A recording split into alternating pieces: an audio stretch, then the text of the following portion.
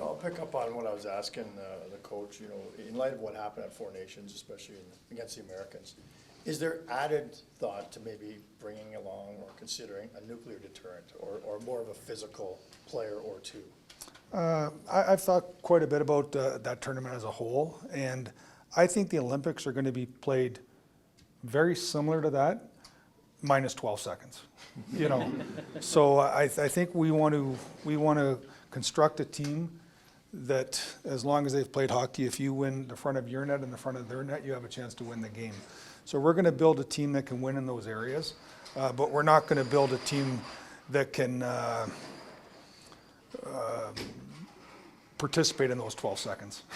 I know it's only August, so early to talk about rosters, but I just wonder what your philosophy will be, how players are playing in the moment at decision time versus maybe some guys that you went through the Four Nations with and won with that you can win with, and kind of, where you come down on the how you're playing right now versus we won with you before.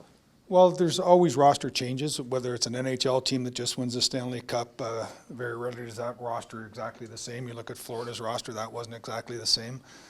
So we're going to, obviously experience plays a factor, but ultimately have to play the game too.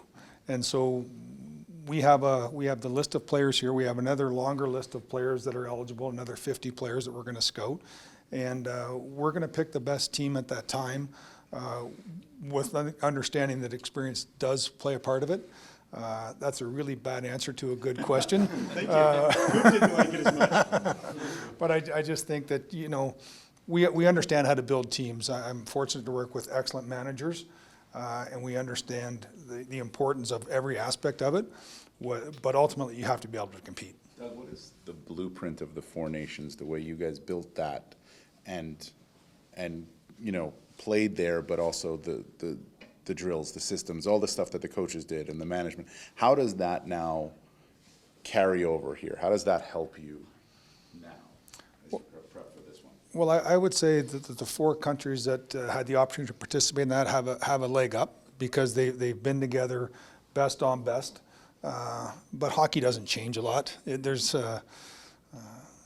As I said, I think it's always played in the trenches. You have to go to the hard areas to score. You have to prevent the opposition from getting to those hard areas to score. You're going to need good goaltending. So I don't think that we're looking to reinvent the wheel as far as roster makeup. Skill, determination are key factors, and I think hockey IQ is obviously something you have to have when you're playing at this level. With the type of players they're going to play with, but more importantly against the type of players they're going to play against, you have to have unbelievable hockey IQ. Sidney Crosby is one of your 25 players, but he's a little more than that, I think. I mean, how do you lean on him? What does he mean, do you think, to this team?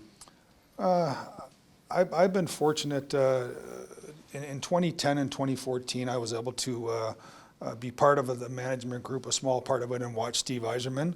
But I also was able to watch Sidney Crosby. And 16 years later, any big event that I've been fortunate enough to be on the winning side of, Sidney's been there. Whether it's 10, 14, 16. And so I've watched his NHL career, getting to know him. We're not best friends or anything like that, but I have unbelievable admiration for how he performs, how he plays. The level he's playing at in the NHL right now, you don't do that unless you're a determined, consistent athlete. The sacrifices he makes personally, I think, go unnoticed for what he can do from 7 to 9:30 most nights. So he's a freak of nature. and all the great ones are freaks of nature. But not only on the ice, but how he carries himself. I saw him yesterday at the golf tournament we had with the other two Canadian national teams, and his ability to make everyone feel comfortable, his ability to honestly look at himself as no different when everyone else looks at him as different. It's an amazing trait. We all saw what Jordan did.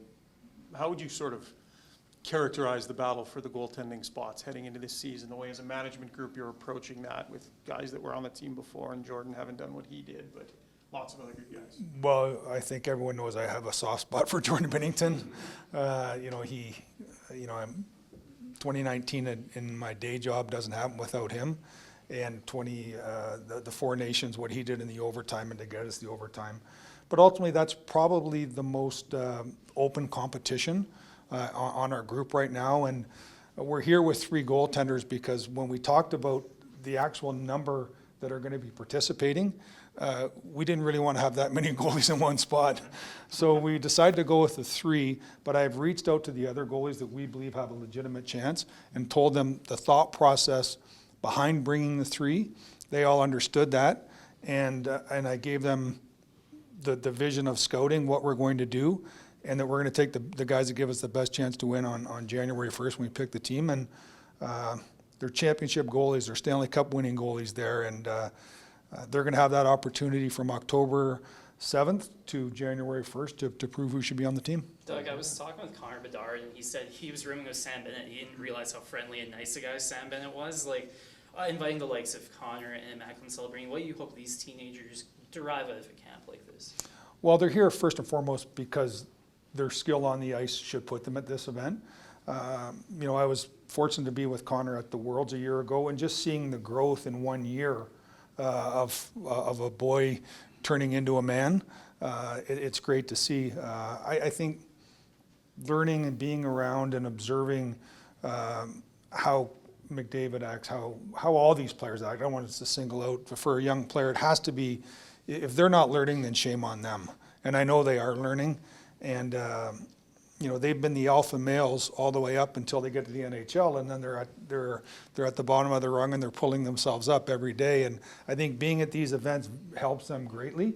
But we have to start. They're at this event not to gain experience; it's to make the team. And they've been told that October 7th to January 1st is massive for them, like it is for everybody else. But there is no age limit, or you don't have to be a certain age to make this team. If you're good enough and you can help us compete to win, then you'll make this team. Doug, what do you consider to be the hardest part or the biggest challenge of building a Team Canada? I don't find it a challenge. It's a great opportunity, and I look at it differently. Like the chance to work with the coaches I get to work with, the chance to work with the management, I get to work and watch the players. For the next 3 years, I won't scout these guys. You don't go scout these guys because they're never available. But what you want to try and do is build a team, not an all-star team. And so what you want to get is as much information as you can on how these guys operate in the room. Sacrifice. With your NHL team, you always talk about you have to sacrifice. But when you're not talking about these guys, you're talking about everyone else. You have to sacrifice for these guys. but ultimately, players have to make sacrifices. We saw it at the Four Nations. Someone like Brad Marchand, whose ice time wasn't what it was with his club team, was a vital part of our leadership group. Not wearing a letter, but the way he maneuvers through that. Pete DeBoer was talking about how Drew Doughty helped Harley get through some tough times as he was getting his feet wet. Those are things that we don't see, and those are things that you have to make sure you're aware of as you're picking a team. Doug, you just mentioned Drew Doughty, and along the way is 2010, 2014. He's been there the whole time too. He was an addition to your team on the Four Nations. You picked him. What impact did he have? What impact can he still have for a Team Canada? Well, obviously he was injured going in, and he was sort of off of our radar screen. And then I was very impressed with the training he had did, because I think he came back and started to play like 22, 24, 26 minutes right out of the gate. And I don't think that was by mistake. He wanted to prove to John and our entire staff that he was ready to play. But his leadership, his calmness, Drew is and I say this like he's an interesting human being. He's full of life, he's full of energy. But when the competitions start, there's probably no bigger competitor either. I've been on the wrong end of some Stanley Cup playoffs with Drew on the proper end for the Kings, and I've seen that. And I thought he brought that for us, and he's going to have that opportunity. And